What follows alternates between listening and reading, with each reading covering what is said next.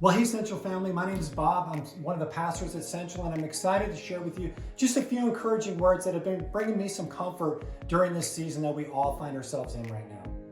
You know, one of the theological ideas that we've studied in Central Academy is this idea of adoption. And the idea is this, that when we become a follower of Jesus Christ, we become adopted into the family of God. In other words, we become part of his family, and God essentially becomes our Father. And I want to read to you a verse from John chapter 1, verse 12 that says this: "To all who received him, to those who believed in his name, he gave the right to become children of God." And so as a child of God, God becomes our Heavenly Father, and God is going to take care of his children. And so when we find ourselves in this season of struggle, in this season of uncertainty, we can count on the fact that God as our Father is going to take care of us as his children. You know, in Celebrate Recovery, we work through the 8 principles to help us grow and to help us recover from our hurts, our habits, and our hang-ups. And the second principle says this: earnestly believe that God exists, that I matter to him, and that he has the power to help me recover. Now, I really found that if you survey a vast majority of people, they will say that they believe that God exists. On some level, that there is a God out there, that God is real. But if you press that same group a little bit further and you ask them if they matter to God, you'll probably get a vastly different answer. I found more people struggle with the idea that I matter to God than about his actual existence. But here's what I want you to know: because we're adopted into the family of God, because we are his children, we matter to him. He cares about us. He cares about what we're going through. And I want to encourage you today with 3 things to just help you walk through this season that you find yourself in. The first one is this: God knows about my situation. He knows what I'm going through. He didn't wake up one morning and go, "Oh, I didn't expect the circumstances that we find ourselves in right now." He knew this was coming. He knew this was going to be a part of our reality, but he is going to walk through it with us. And that's the second thing I want to share with you, is that God cares about your situation. He cares about what you're going through.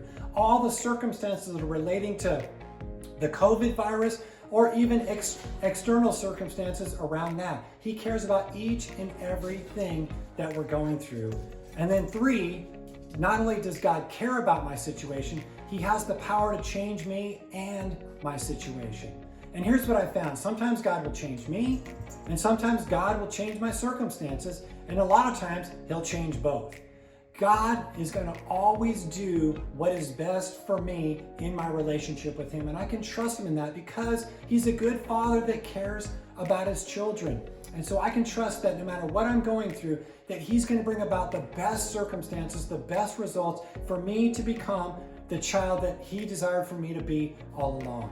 And so as we kind of lean into this idea of adoption, I just want you to allow this truth to sink into your heart. I found there's a gap of about 18 inches between knowing and understanding this truth, and it's about from my head to my heart. You know, I'm kind of an analytical thinker. I like to reason my way through problems. I like to understand all the backstory and try to understand the best I can about every situation. But the reality is, sometimes I find myself in a situation that I just can't reason my way out of. And I just need to allow the goodness of God to minister to my heart. And so one of the things that I found myself doing over these last couple of days is just meditating through worship and allowing God to just really minister to my heart in that way. In fact, 2 songs that I found so encouraging over these last few days is, one is "The Goodness of God" from Bethel Music, and the other is "Good, Good Father" from Chris Tomlin. And I want to encourage you to grab your favorite song, grab the song that's most meaningful for you, put on your headphones, close your eyes, turn it up loud, and just allow the goodness of God to minister to your heart in this season. I think you'll find it a great encouragement, and it'll really help you walk through the circumstances that we find ourselves in a different way. You'll have a different perspective and a different understanding, and you'll recognize the goodness of God moving and working in your life in a powerful way. Because remember this: God is the same yesterday, today, and forever, and his goodness and mercy is renewed every day. God bless you guys.